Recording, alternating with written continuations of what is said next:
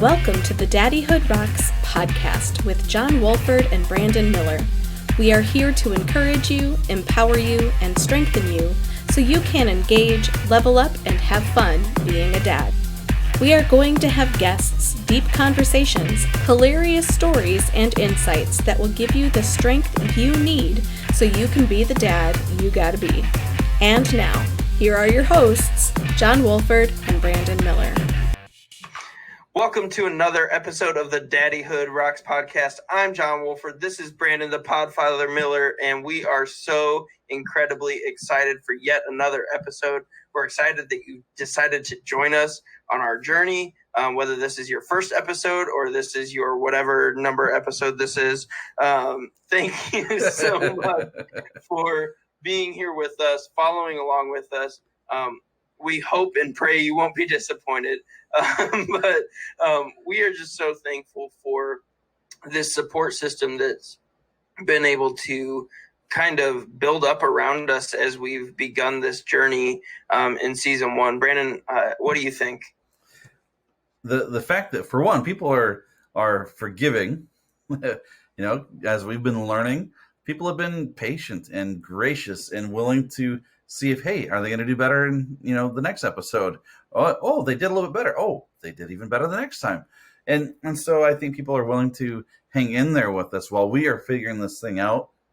And, probably by season 10, we'll have it all figured out. And so we'll get there. Yeah. No, I think podcasting is a trial by fire, but it's not like a normal trial by fire. It's like a cannonballing off of a diving board into a pool of fire. Sometimes it's tough. Yeah. I mean, it's tough to line guests up. It's tough to get everything perfect how we want it. It's just a tough thing to do. Yeah. And so to have those people that not only are a great support system to us, but that understand that and are willing to stick with us as we figure it out. Season 2 is going to be phenomenal because we are going to have so much time leading up to season 2 to plan. But the fact that we're in season 1 and we have guests coming on saying, well, I heard this guest say this in the past. Yeah. That means a ton. And that's the coolest thing to hear is when our guests are listening to our other guests, because that's exactly what we want. We want dads to learn from dads. And really, I see this becoming, we, again, not to be a broken record, but we see lots of big, awesome, great things ahead for us. We have big hopes and dreams. And I would love to see something like, the Daddyhood Rocks network, somehow getting all these dads, our guests and our listeners somehow connected together online somehow or through an app or, whatever it is. We'll hatch that plan sometime later. But I mean, all of us together, we're better together. And I think when we encourage and inspire and motivate each other, it really puts a fire under us. And I love that nature of what we're doing with this podcast. Yeah, and we've said it before. This is not a podcast to be anti-mom. We are so happy that moms have their network of people, but dads just aren't good at that, especially when it comes to parenting and relationships and that kind of thing. We're not wired that way, and so it takes being intentional to seek those things out. And so to be able to do this and provide this opportunity for dads to learn and to grow and to be better, that means the world to us because we are so passionate about our own daddyhood. Yeah. We want you to be equally as passionate about yours.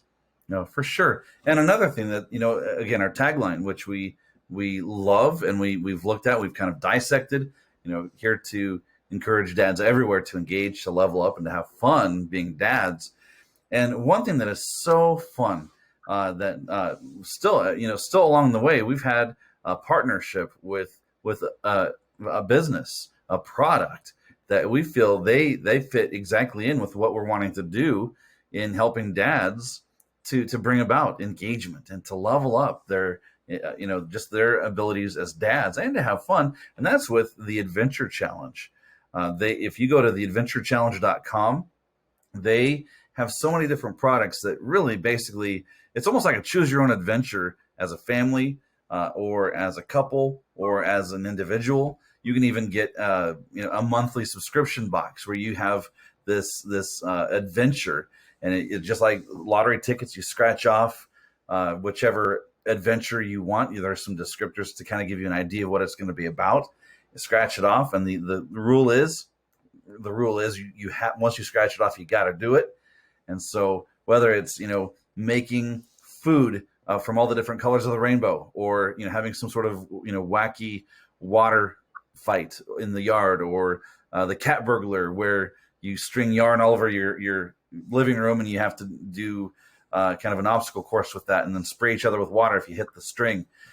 Fun stuff, worth tons of laughs. And you know what, John, I always like to tease my sons. I'll say, okay, you're getting ready to go do this. Have fun, but no laughing and no smiling. That's the rule. So I dare you, all of you who are listening, to go to theadventurechallenge.com, get one of their books, heck, even get one of their cameras too, and do one of these things. And I dare you, I double dog dare you to do it. Have fun, but no smiling or laughing. Can you do it? That's my challenge about theadventurechallenge.com. John, do you think you could do it? Absolutely not. I laugh way too much. And this podcast, if our listeners could get a sneak peek of the behind the scenes of our podcast, I don't know that they would trust us anymore, because we've said it before, we are two fifth graders trying to put a podcast together. And I promise you that is exactly what it is behind the scenes. So when you hear this, just know that it took a minute to get to this point, and even a few screaming goats as well, to get to this point, because we are truly two fifth graders trying to put together a podcast. And I promise that we'll be held back next year and we'll still be in fifth grade. Permanently. Oh yeah, man. So yeah, I think just one word that comes to mind as far as like the adventure challenge, as far as this podcast is concerned, as far as a lot of our guests are concerned, is the word intentional. And I love our interview, actually your interview with our next guest, John. What an intentional man in everything that he does. Talk to us about our upcoming guest. Yeah, Mike Lightfoot is a longtime family friend of my family's. His in-laws actually were my grandparents' best friends, so this goes way back. It's a little bit all over the place, but they were my grandparents' best friends. So this relationship with his family has gone way back, and I had mentioned him as one of my dream guests, and I'm so glad that he gets to come on, because he truly is. He's intentional in every aspect of his life, even when he speaks. And you'll see or hear this. He thinks through everything that he says, and you can tell. And he's got just such beautiful insight from a perspective of a basketball coach for 30 years, but the perspective of a guy who has had to step in and be dad to 18 and 22-year-old kids who are out of the house for the first time, some of them who have never had a dad. And so he has just been this catalyst for just beautiful change in the daddyhood world. And he continues to be. His work with Nations of Coaches, this is the same deal. It's encouraging, we're encouraging dads to engage, level up, and have fun being a dad. This is encouraging coaches to do the same thing as dads and husbands, and to not miss out on their family because they're coaching. And that's just a beautiful thing to me. And so I am so honored, excited, giddy like a little schoolgirl to present my interview with Coach, national champion, grandfather, father, husband, Mike Lightfoot.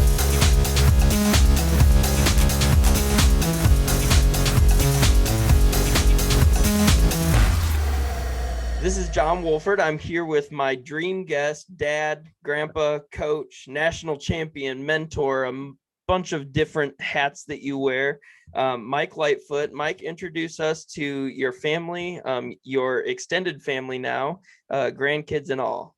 Yeah, that's a great thing. Let's start with the grandsons. Cooper and Lincoln. Cooper is going to be 3.5. Lincoln is 1.5, going on 16. It's so much fun. They live basically 85 steps away from where we have lived for 20 years. And so that has been a blessing to me. Robbie and Brittany are the parents of my grandchildren, and it's fun to have them close to us.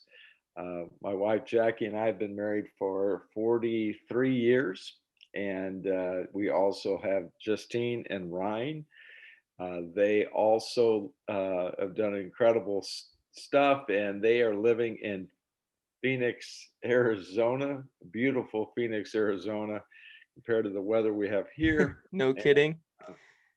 Ryan just got his first experience of coaching in the big dance last month, so we are excited for what they're doing at Grand Canyon, and that kind of gives you a feel for the Lightfoot clan. Yeah, absolutely. The Lightfoot clan is near and dear to my family's heart, and we appreciate you guys so much. Part of that near and dear is coaching for 30 years at Bethel University, formerly Bethel College. You kind of had the opportunity to mentor some young men, some of them without fathers. What would you say is the challenge of a fatherless home right now? Well, there's a lot of challenges, and studies have shown how tough that is for especially young people. And the younger they are, the tougher it is, because we see young people now, they're growing up, for example, in Division I football. 80% of football players playing Division I football do not have a father in a home. And so that creates a big void in their lives where they don't have a role model, someone that they can lean on and see each and every day and see how they react to life. They are faced with females, which is great, grandparents, grandma taking care of them a lot, but that just still does not fill that void that they need, is having a man in their life that's there with them, that walks alongside. But probably the main thing, John, is the modeling of it. I heard a great story illustration that in Africa, they found that there was a problem with the young elephants where they were all sudden out of control, and they weren't doing the things that young elephants should be doing. They were creating problems. And so they looked at that closely and found that the poachers had come in and destroyed the older male elephants. And so basically what that was happening was the young did not have an example to follow. And so they went wayward. And the same thing happens with us in the human element of our homes. If we don't have a dad, if we don't have a father figure, there's not a role model for these young people to follow. Yeah. And so I know that for you, you've kind of continued your coaching ministry into Nations of Coaches. Can you tell me more about what you're doing there? Yeah, one of the things we have found is that Billy Graham said it really well. He says coaches impact more lives in a year than most people do in a lifetime.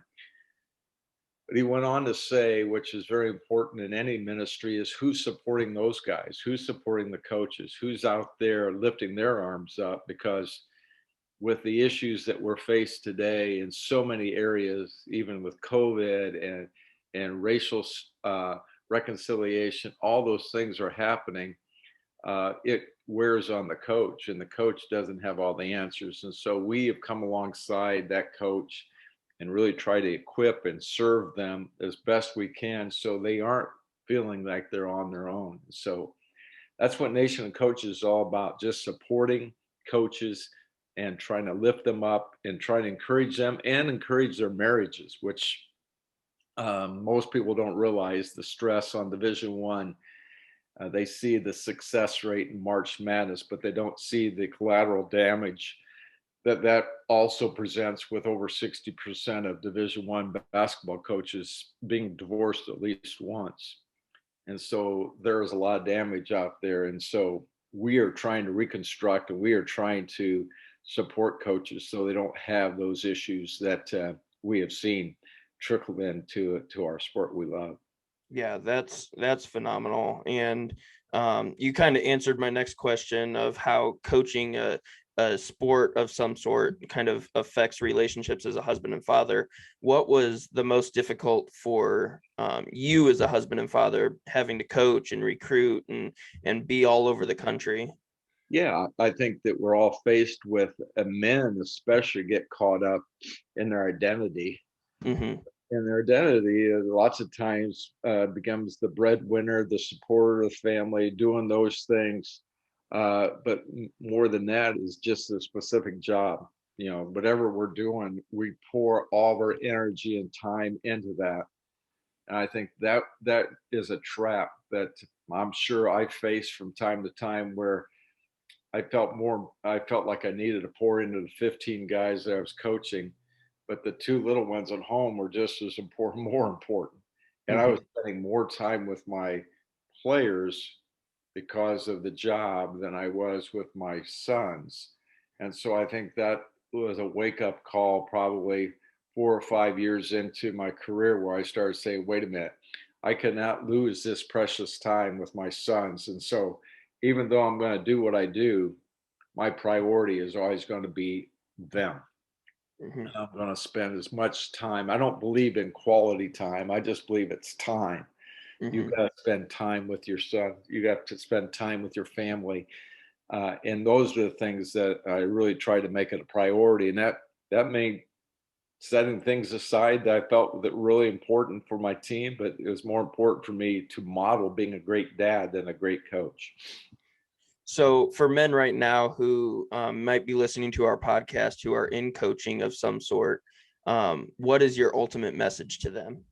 Yeah, enjoy the process. I think lots of times it's a great avenue for fathers and sons to be connected with the dad, kind of helping with t-ball or soccer or flag football, whatever that is. Those are all great opportunities that the dads that don't have to be a professional coach and doing it for a career, but still can be connected with their sons. And so I would encourage dads to do that, to be involved in what their son is doing without trying to put pressure on them or trying to be living your life through your son.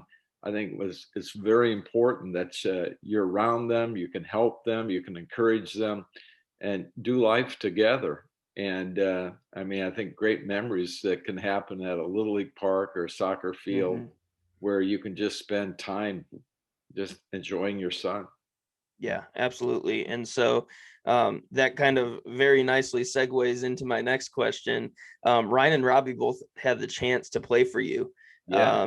And I got to, growing up, I got to watch that. That was so much fun for me. What was the most fun for you as their dad, being able to coach them? Wow, that's a great question, John. And there's a lot of great things I can think about that I can reflect on, but probably the biggest one is the time between 3 and 5 o'clock in the afternoon when I was with my son. And I think many times the benefits, how many dads get to spend those quality hours with their son while they're in college, because that 18 to 22-year-old age is so important. It's as important as the 3 to 5 or 3 to 10-year-old, but that 18, 22-year-old time slot really defines who a man is in many ways. And so I could watch my sons grow and develop and be around them, laugh with them, instruct them, uh, you know, uh, teach them, and all those things were just benefits that I was blessed with, that a lot of coaches don't ever get a chance to do. Now, a little bit of an unscripted question here. Yeah. You had to actually recruit your sons, Oh yeah. and how difficult was that? And was it talked about at home at all? Yeah, it was very difficult. As we made college visits, and we're talking about Ryan, especially when he was getting D1 offers, and thinking, well, this is the route that he's going to take. But I really have to give credit not to me. It was really his older brother that did a great job of recruiting him and encouraging him to be a part of the Lightfoots all together again. And I think Robbie should get the credit more than anybody. But we actually did a home visit. We had him. I knocked on the door, and I came in the door just like I would for any other recruit, because I didn't want Ryan to feel like we're taking it for granted. So we sat down just like I would with any other recruit, and we went through that whole process. So I think those were good advice I got from really my mentor, Homer Drew, who did the same things with Bryce Drew. Mm-hmm. So those were really good nuggets that I learned from other dads. And I think that's really the purpose of what we're doing. There's not a playbook for fathering other than the Bible. There's not a cut and dry way of figuring out how do I do this as a dad. And so the best way to do that is model and try to find people that you respect, and you try to kind of just shadow and mirror that you think's done it the right way. So honestly, Jackie and I have really tried to model what our parents did with us, but the second one was we really modeled what the Drew family did, and have stayed focused on doing very similar things that Homer and Janet did with their family.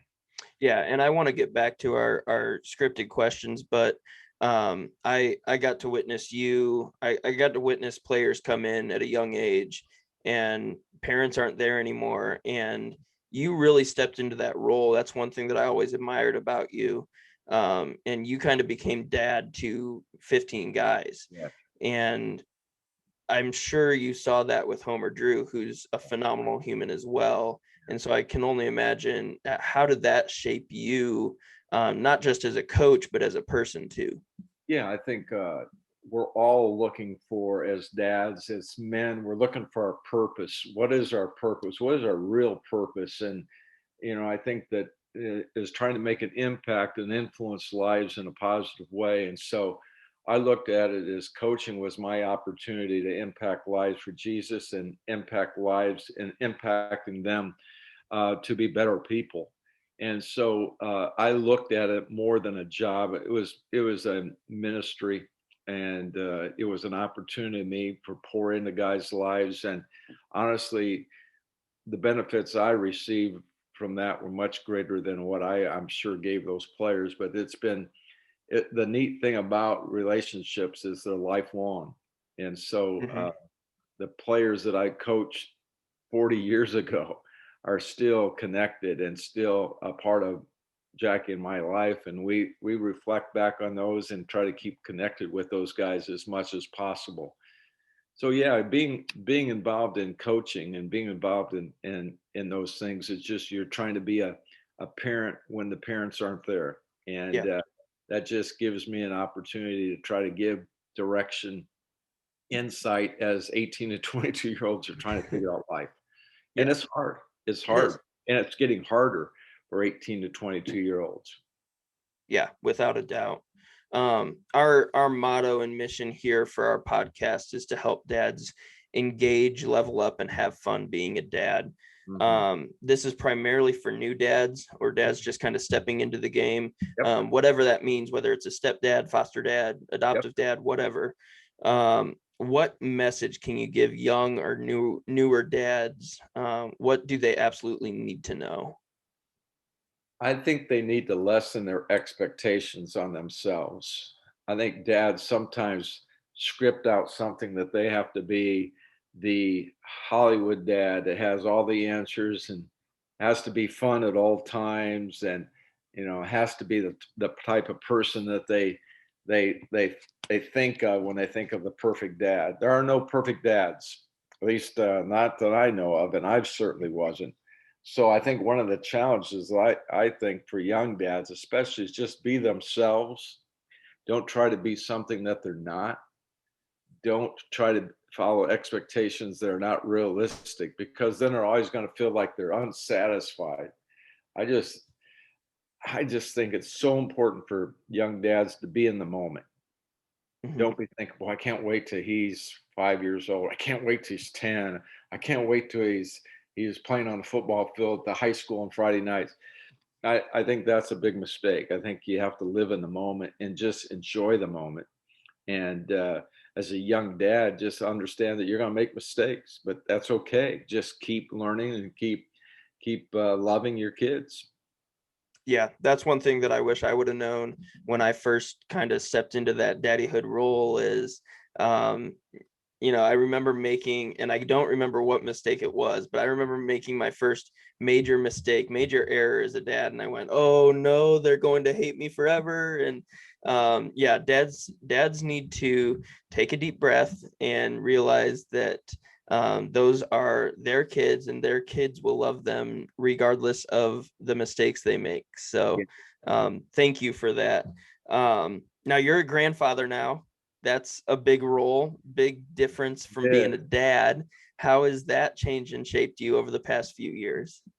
Well, I think there's a lot of things there, John. I think many things with parenting and then grandparenting. There is a sense of mortality where all of a sudden you reflect on your grandparents and people that influenced you and realize that there's not a whole lot of time where I think as a parent, you're so involved in the day-to-day operations that sometimes you're thinking, will this ever get over? And then when you get to the point of being a grandparent, you're thinking, how long do I have? These kids are growing up fast and I'm getting older. So I think for grandparents, it's a sense of urgency. You look forward to seeing them and you can spoil them rotten and then send them home. And I think that's what all grandparents like to do. They like to spend time with them, enjoy them. And I think that's kind of what there's a balance there. I think it's a great balance if you can be with your grandkids and spend time with them. It kind of helps the balance of parenting. And I let my grandsons get away with a lot more than I would have let Robbie and Ryan get away with. But I'm sure that my parents probably said that same thing, and their parents probably said that same thing. But it is truly a thrill to impact.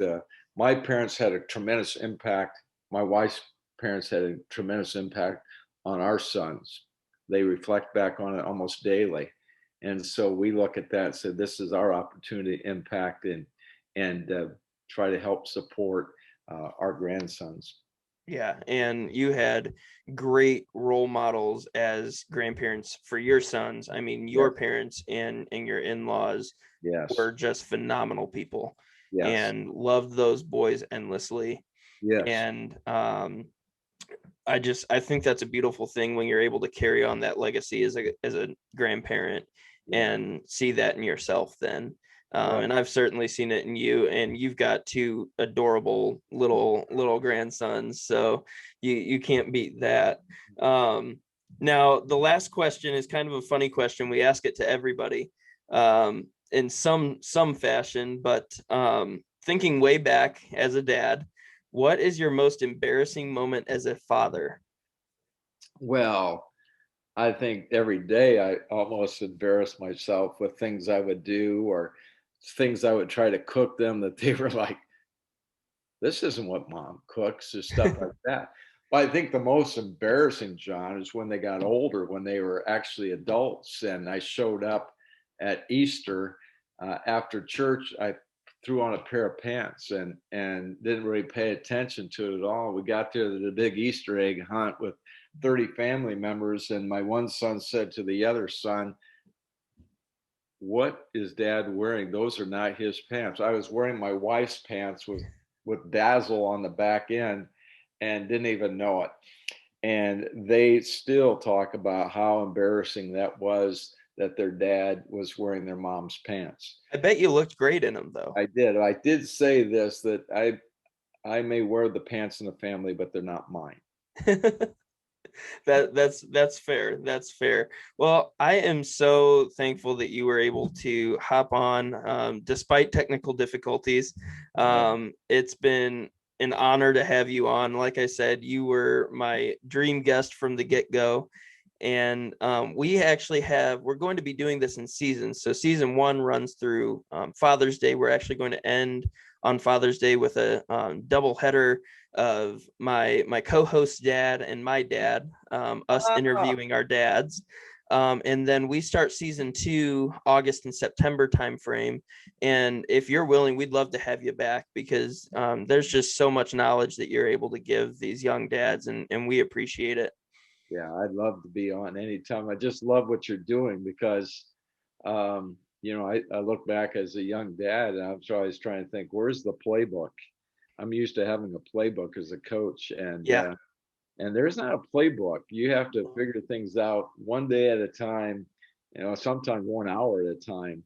And I think those are the things that we're all looking forward to learning from one another as dads. Yeah, and that's why we love interviewing other dads, because we can gain so much from different perspectives, whether it's race or age or career, whatever.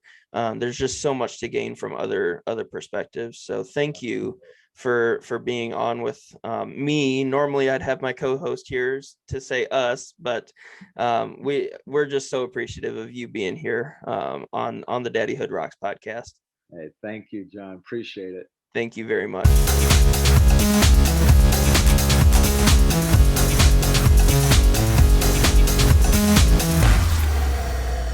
We are so thankful that Mike Lightfoot decided to join us. It was a little bit unconventional. I actually did this on a completely different day than normal, at a different time than normal. It's just how it worked out this time, but we're so thankful for him carving out time in his day, his busy schedule, to join us and just talk about being a dad, being a grandpa, being a husband, wearing your wife's jeans, all sorts of good things. Brandon, what did you think of the interview? I love the elephant story, man. But no, he is so disarming, and just, it really, put me at ease right away.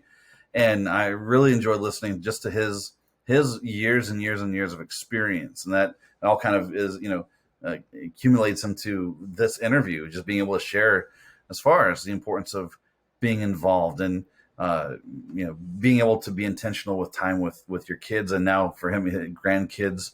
And also with those people whom he influences, his now, the coaches, but then when he was a coach himself, his players. So he's so just mindful of his sphere of influence, and being able to be aware of that, and then to, on purpose, do what he can to influence for good. I love it. Yeah, absolutely. And his experience is so multifocal. He brings experience from everywhere. It's not just being a dad. It's not just being a grandpa. It's not just being a coach. He's been able to mesh all that together over 30 years of coaching, and then the last few years of being able to just speak into coaches' lives. Yeah. And he's brought it's very clear that he goes into each situation ready to learn, and not necessarily ready to teach. And because of that, he's always ready to teach.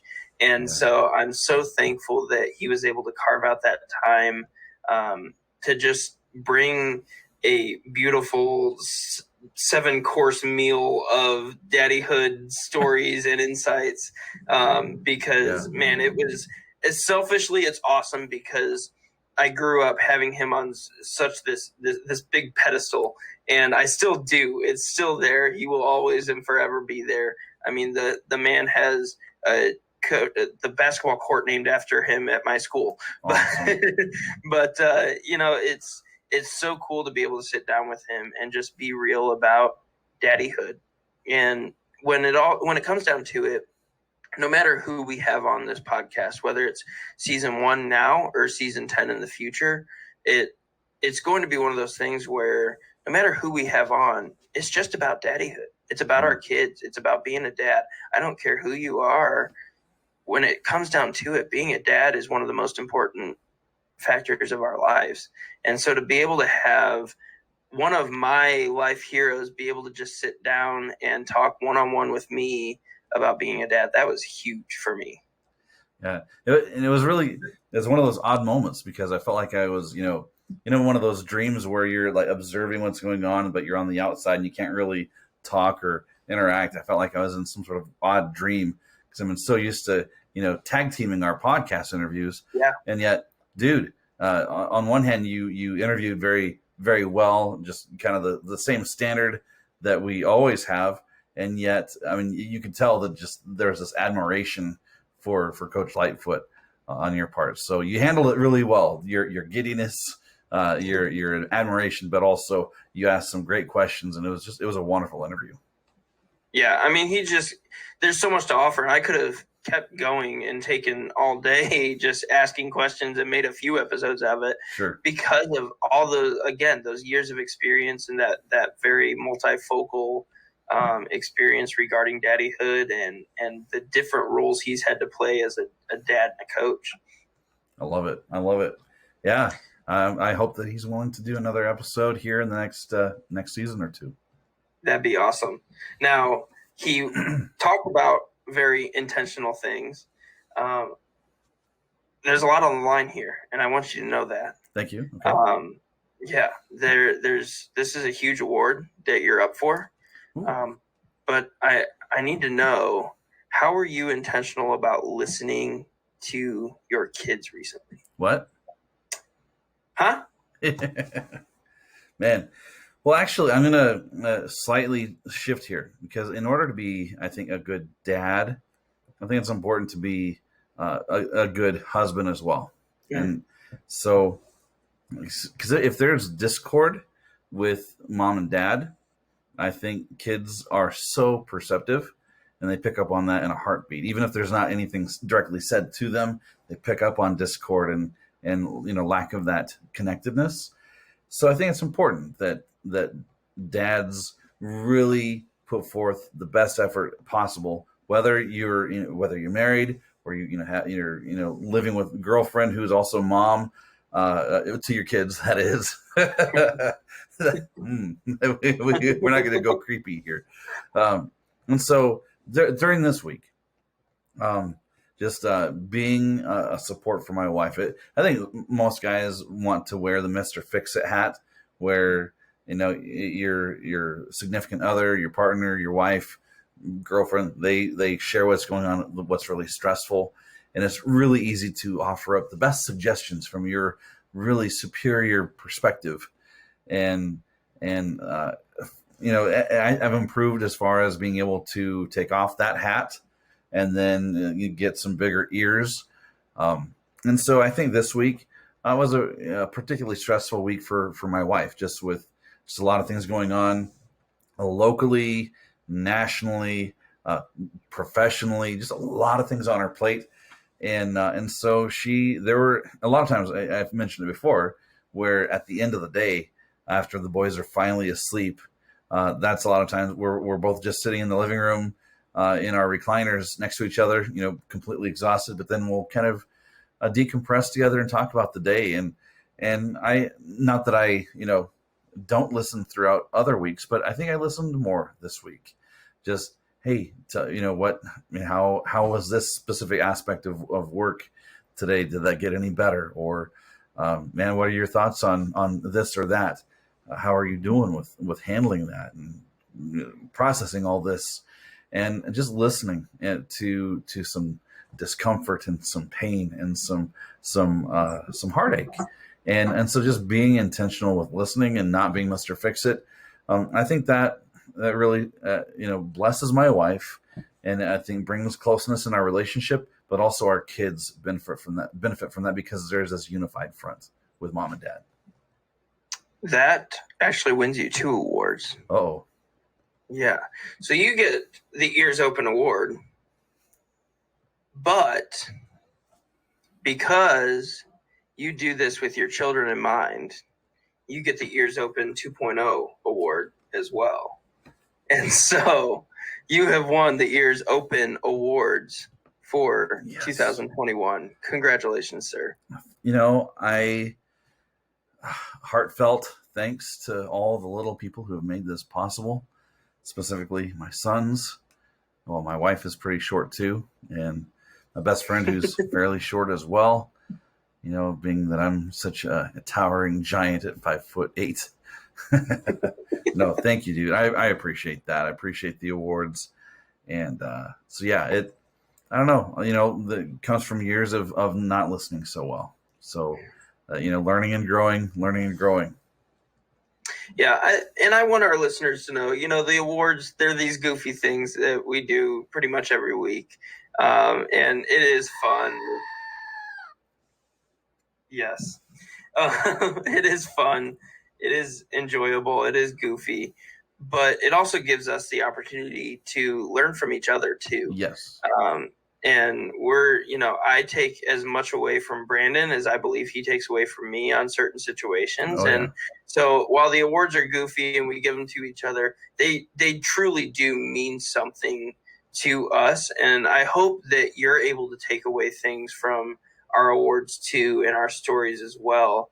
And I hope you're able to see that we're being very intentional about telling these stories for a reason.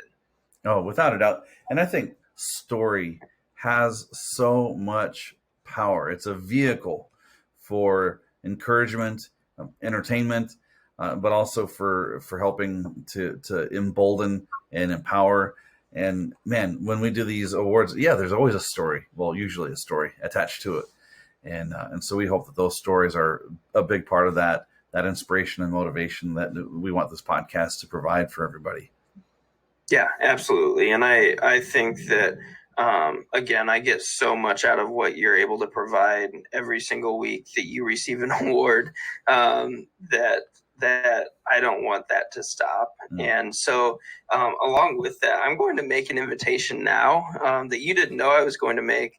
Okay. But dads, tell us your stories. We want to hear from you, whether it's a Facebook comment or you want to be on with us to give us your perspective on daddyhood. Tell us your story. We want to hear you. We want to stand with you, and we want to applaud you in the best way that we can. So yeah, just come join us, please. We want to hear you. And we're so thankful for this podcast and what it's able to do for you, but for us as well. We're so thankful for daddyhood. Yeah. I mean, it's how cool is it to be a dad? I mean, it doesn't get better than this. It really doesn't. Oh, it's an adventure, a dad venture, I guess. It's just there's nothing that compares to it. So yeah, if you're a dad listening, or if you know a dad who's listening, listen, dial in, and man, let us encourage you. And we would love to be encouraged by you too. Again, we say it all the time. We're not experts in the field, but we are in the field, and we just happen to know how to sort of put together a podcast. And so we would love to glean from your knowledge and your stories as well. Absolutely. And so with all that said, we're again so thankful for you, and we're so thankful for this opportunity. And so we want to just lead off your weekend with so much joy, and we want you to be able to see the joy that we have in daddyhood. And if you're not having that, we want you to have that too. And so with that said, you rock, and so does daddyhood. Have a great night.